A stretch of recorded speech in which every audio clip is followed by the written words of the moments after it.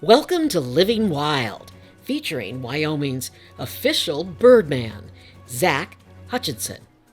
This is a production of CASPER 1, TV at a higher elevation. If you've ever seen a hummingbird, they are tiny and move about very quickly. Zach Hutchinson breaks it all down in terminology you might understand if you love football. We are back in the Rocky Mountains at the Habitat Hero Sugar Dome. Richard Sissel here, joined as always by former All-Pro birdwatcher Jay Stellers. Jay, what have been the main storylines from today? Well, Dick, we've seen unheralded defense from the rufus hummingbirds. The broad-tailed hummingbirds have marched up and down the Habitat Hero Sugar Dome, but they just can't seem to get into that sweet, sweet feeder zone. Now, if there were more native plants, they might have more success. Great analysis. Thank you for that, Jay. Now let's return to the action at the feeders. Male hummingbird on the feeder. They see something off in the distance. Here it comes, coming around the side. Rufus hummingbird coming in from the left side, chasing off the broad-tailed hummingbird. Rufus hummingbird goes in and he gets some food. Now, Jay, give us a breakdown on what happened on that last interaction between the broadtail and the rufus hummingbirds. Yeah, Dick, what we're going to see is right here, boom, there's a male broadtail hummingbird, and boom, there's a second male broadtail hummingbird, and then what's going to happen? Boom, here comes the rufus, he's off screen, he's in, and he's going to shoot around and scare the broadtails off the feeder. Now, if we slow the video down even more, boom, you'll see that tail fanned out like that. That's just one of the many ways this hummingbird can display its aggression at its rivals. In fact, it's one of the most dominant hummingbirds you can find in North America. And of course, if you want to attract hummingbirds like the rufus hummingbird and broadtail hummingbird to your yard, you should look into planting your very own Habitat Hero garden. Habitat Hero, sponsor of the Sugar Dome. For beginning bird watchers who don't have much of an attention span, seeing a wild turkey can be like seeing the Holy Grail. Here's Zachariah Hutchinson with Mark Hyman. Most people just call me the bird guy. He is the bird guy from Audubon of the Rockies. And what is your job, Zach? So I am the community science coordinator and community naturalist for Central Wyoming.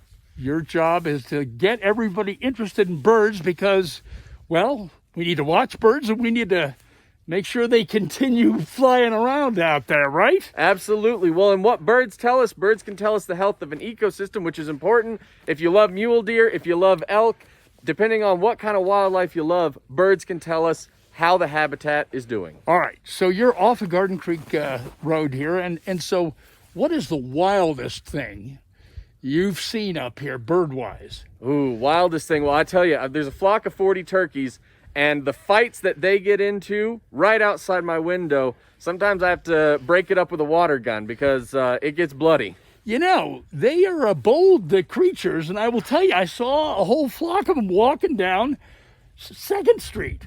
Yeah, and you know what most people don't realize, the wild turkey is not native to Wyoming. We actually got turkeys in a swap with New Mexico many, many years ago. Wyoming Game and Fish sent them some sage grouse, and they sent us some wild turkey. Yeah. You know, the mating rituals of the sage grouse, do you know them? Because he does. I remember when you did that on the anchor desk. Holy cow, I'm turning up the TV set going, what is he doing? And it was the mating ritual of the sage grouse. Well, and, you know, as impressive as that is, you can't complain what the turkeys do with their mating ritual as well until they do it on top of your car. I felt something for a minute, Zach. I got to tell you. All right, Zach Hutchinson, who nobody tells about birds and wildlife like him. And we're just going to be glad when we get you on TV on CASPER 1. If you like Zach, send this to your city council person and get him interested, all right? See you, Zach. The sandhill crane, a majestic bird, slim and trim. I should be so lucky. But you'd be skinny too if you had to migrate thousands of miles with these guys. Hey, all you cool catbirds and kittiwakes out there. Not a bad joke. It's timely, socially relevant. No, that's a good joke. We're going to keep that one in there. I'm Zach Hutchinson. I'm a community naturalist for Audubon Rockies. And in this video, we're going to talk about sandhill cranes, their migration, and the amazing things they do in their migration, including courtship and pair bonding. First up, let's talk migration.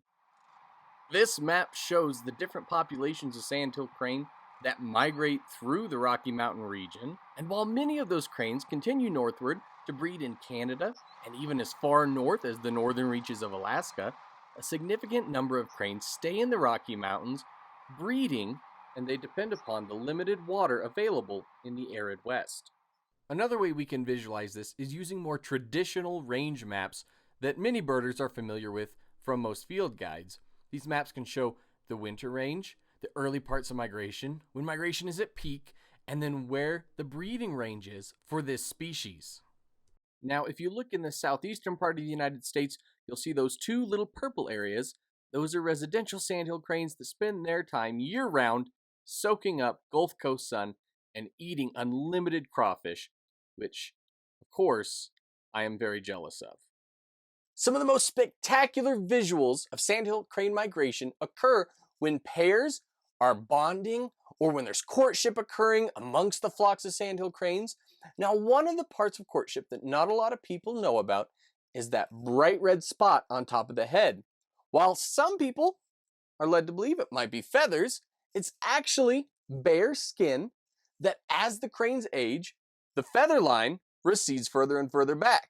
Now, that is attractive to other cranes because it shows, hey, that crane has survived a couple of migrations. Clearly, it's made it through some breeding seasons. Maybe it knows what it's doing.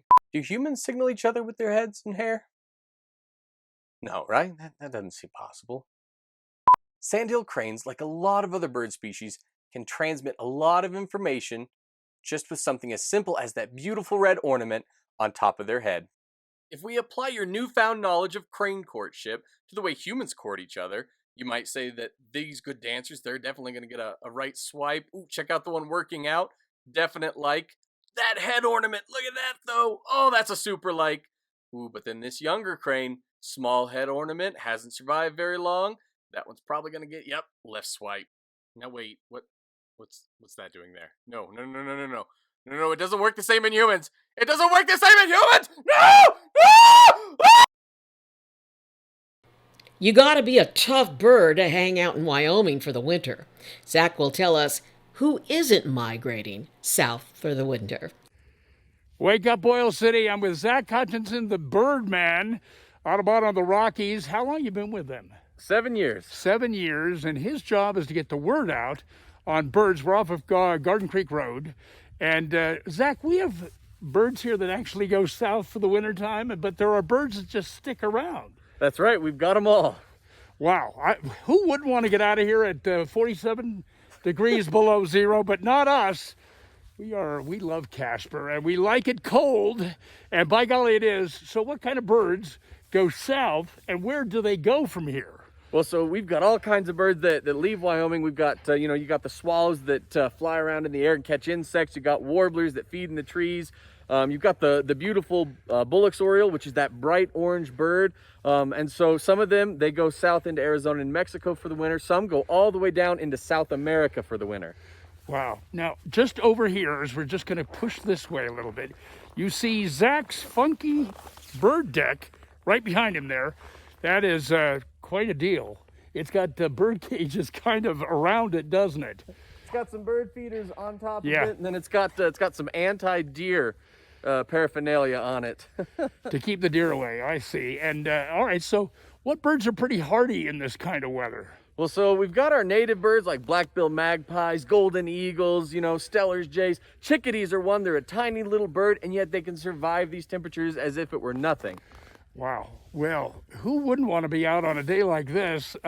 So Zach goes into the schools sometimes. How do you get your word out about the Audubon of the Rockies? We do teacher training, so a lot of teachers know us from the trainings that we do with them. A lot of teachers, I just know them personally, friends with a lot of teachers. And when people just search, hey, I want to learn about birds in central Wyoming, Audubon Rockies, we pop up. You should see his segments, which he compares to kind of a Saturday Night Live for kids on birds, right? That's pretty close. And so what is the site so they can bring up some of your features? Absolutely. It's rockies.audubon.org. And we actually just published a children's book about birds in Wyoming. No, you? Yeah, absolutely. Come on, Zach, where can they find that? Rockies.audubon.org, and it's called Rockies Migration Adventure. Zach Hutchinson, the Birdman. We hope to get him on CASPER 1 when we get up and running. Zach, great job. Well, that's our show. No matter what the season, Wyoming is only too happy to reveal its beauty, and part of that beauty is living wild. Living Wild with Birdman Zach Hutchinson, a production of CASPER 1, TV at a higher elevation. We need your support.